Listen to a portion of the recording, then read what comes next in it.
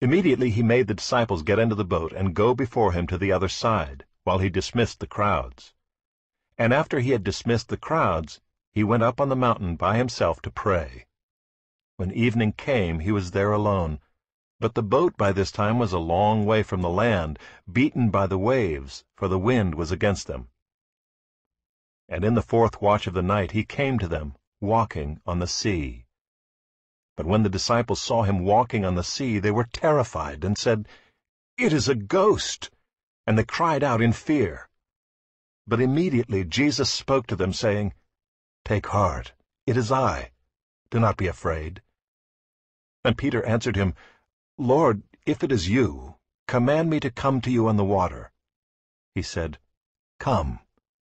So Peter got out of the boat and walked on the water and came to Jesus. But when he saw the wind, he was afraid, and beginning to sink, he cried out, "Lord, save me." Jesus immediately reached out his hand and took hold of him, saying to him, "O you of little faith, why did you doubt?" And when they got into the boat, the wind ceased, and those in the boat worshipped him, saying, "Truly you are the Son of God." We just heard that amazing story about Jesus walking on the water, and the struggle of doubt with Peter, and despite his proclamation of faith of, you are the Lord, the disciples doubted Jesus. And what I want to kind of focus on, though, today is, the question kind of posed to me was, when have you most trusted Jesus? And I think I've told most of you my journey of faith, and I'll just recap it a little bit today. And I've always described my faith like flame on a gas stove. Because a gas stove, you could just, and it goes right up, right? Electric stove takes forever. But a gas stove, if you put it on high, it burns high. And if you put it on medium, it burns medium. And that's kind of how I've seen, kind of internally, how I've seen my faith. And I'll admit, there's times I burned real high, and a lot of times I'm mid, and sometimes I'm on low, and other times it's just the pilot light, right? Everybody knows what that is. It just keeps that little flame in the back, so when you turn it on, it'll shoot back up. And I even think there have been times when that pilot light's been out. And there's been the low times when I haven't even cared to relight it. In my heart, though, I think that flame, that little tiny pilot light's always been there, even at the lowest of times. And I look back, when you go through the process of going through to become a priest or deacon, you have to go through a lot of steps. And they have you do a lot of discernment. And it's something everybody has to do, really, for whatever your calling is in life. But so I'm well aware of, I can walk through it with you. The highs in my life, as a kid, I was over at St. Francis. I grew up over there. I was an altar boy. I really enjoyed being an altar boy, and I think that was kind of high in my faith. And I remember even as a little kid sitting in my, laying in my bed at night and going, kind of having a feel or a pull to be a priest. And so as an altar boy, you're pretty close to that. And then in high school, I got interested in things that are more natural for high school kids, like girls. And I was in a rock band, so I was all about, rock and roll and Jimi Hendrix and, Purple Haze and all that type of thing. And so, my kind of the faith life was low. And then towards the end of high school, I had to think about what do I want to do. And then I finally made a commitment to go to the seminary. And I went to a college seminary in Miami. And I had like this great reawakening in my faith. And so that light, on the stove was really lit up. And there was another high when I was ordained a deacon in the Roman Catholic Church, because I was going forward and committing. And then I had this real struggle. I met my wife-to-be, not knowing it was going to be my wife-to-be. And then I was struggling because, I'm feeling pulled to be with her, but over in the Catholic world, you have to be celibate. if you're going to go on to be a priest. And I had to make that big decision, and I call it my big left turn, because I turned not knowing like where I was going, and I was really asking God, what the heck's going on here? I just put 7 years into school and a lot of time and like my whole life, you know, into this, but nevertheless I made that decision to leave the deacon in the church. Well, not the church yet. I stayed with the church, but you know, it was just a big turning point in my life. And I always wondered, you know, God, what are you doing here? And then I went on, and you know, 3 years later we got married, and then you know, then went to law school, and then kids, and now I have a 20-year-old daughter, Elizabeth, and 23-year-old son, Charlie. So, you know, and there was even struggles, of course, in the marriage. I mean, anybody that's married, have you ever had a struggle? Look, those hands will go up quick, they know. Yeah, the guy in the back's like, yeah. I mean, you know, what I've realized, even as a mediator, you know, anytime you get two people together, there's a conflict. You know, you can look on TV and they'll talk about, oh, we'll find you the perfect match. There ain't no perfect match. Let's get that out right now. So there's always that struggle. And I really had a big struggle where I was working a lot. So much as a young lawyer, thinking this is what I should do, and you know, I'm gonna be great and make some money and all this stuff and have a good life for my family. And my wife, who turns out to be my best friend, she's not here today. Turn that camera off. She asked me the big question, you know, do you want to just go make money and not have a relationship with your young kids? Or do you want to spend time with us as a family and make a living? And I had to answer the question. And so I eventually quit that job and went to another one where I could just work for a living, spend more time with the kids. And I got to tell you right now, that was another big decision. And you know, that was I wasn't listening to God right then. I was pretty low until I made that decision. And then that flame kind of came back up. Because I realized I was finally finding the right way of doing things in a marriage, you know. So, you know, all those times I would say I would have trusted Jesus. Those are the big times. But probably the question is, when have you most trusted Jesus, right? Miss Beckman always says, answer the question. The question is, when did you most trust Jesus? And I got to say, for me, it was then coming back to the priesthood. Because now my life's pretty well set. I'm doing the right things. I got good relationships with my 2 kids, getting them through college. And boom, you know, comes this dream again about being a priest. And I'm going, okay, God, now what are you doing for me, or with me, or to me? You know? And you know what I'm really bringing up here for you all is that question.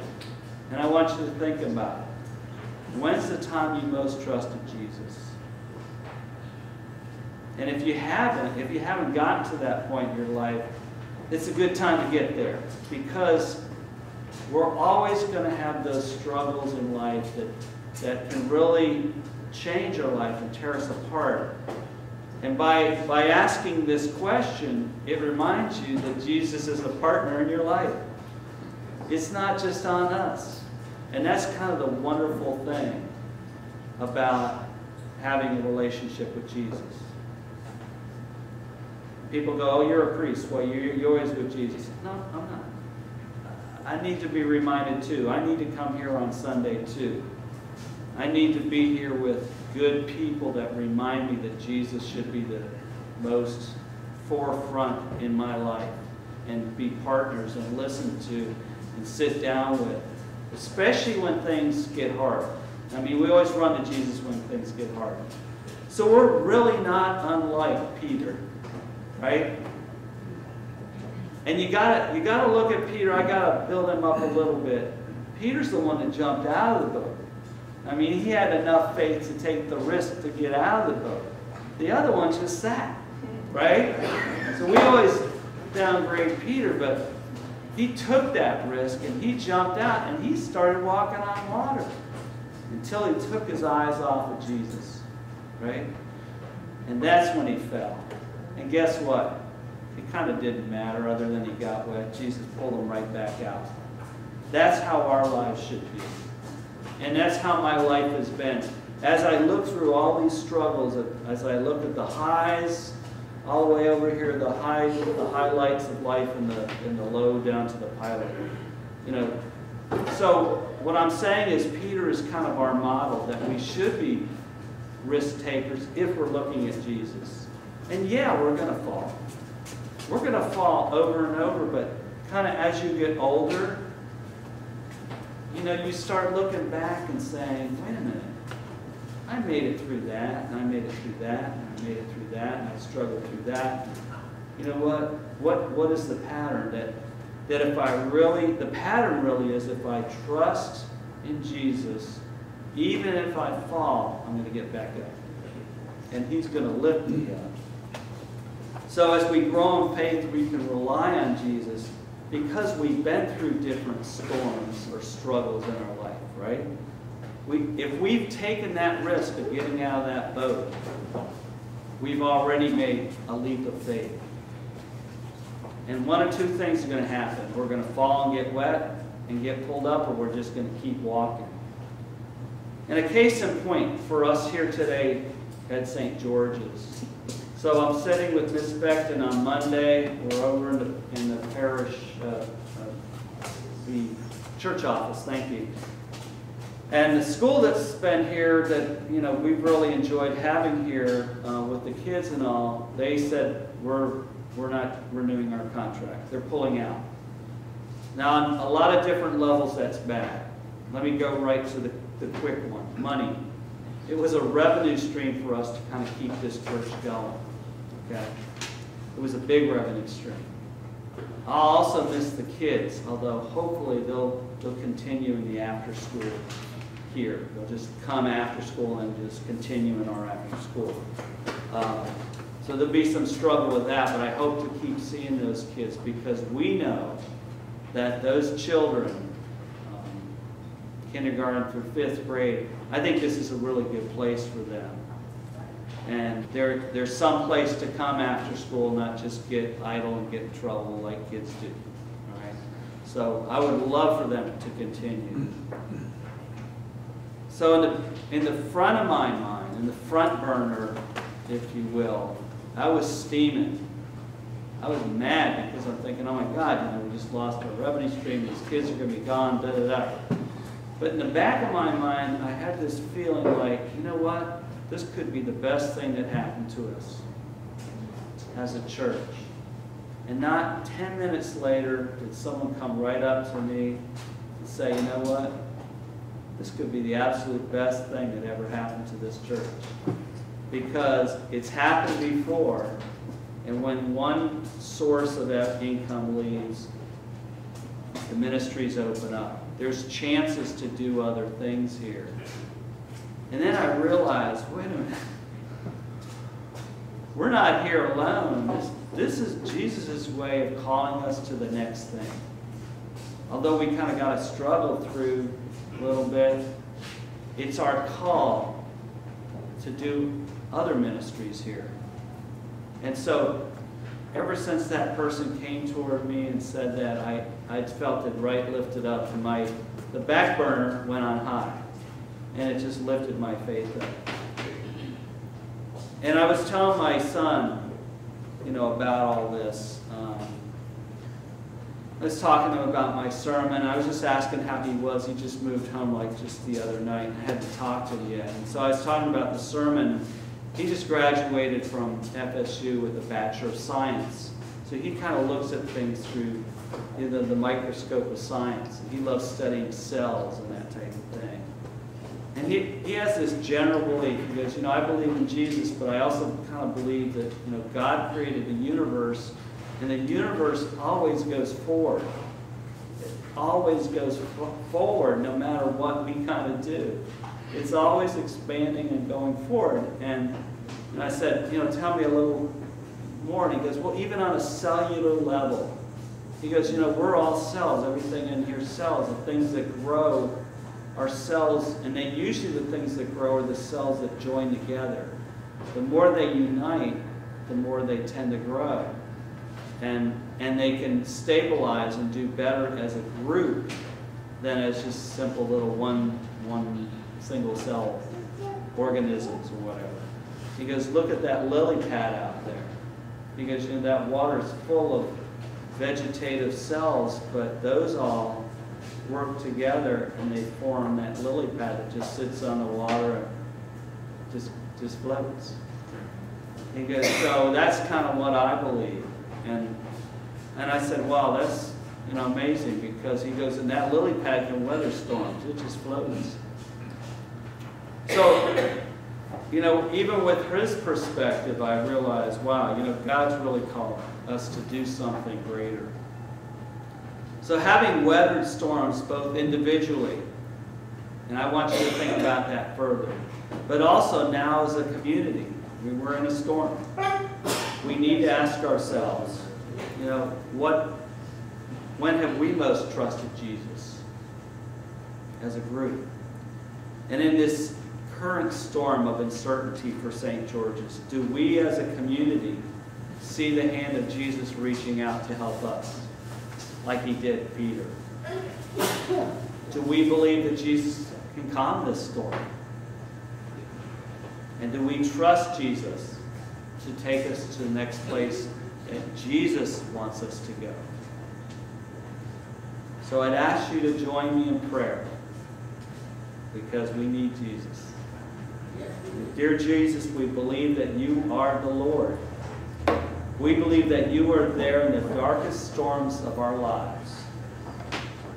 Jesus, we believe that when we trust in you, you will calm the current storms in our lives. And we believe that you will take us to the place you want us to go. Jesus, we humbly pray that you help dispel any doubt and you lift us up in faith. Amen. Amen.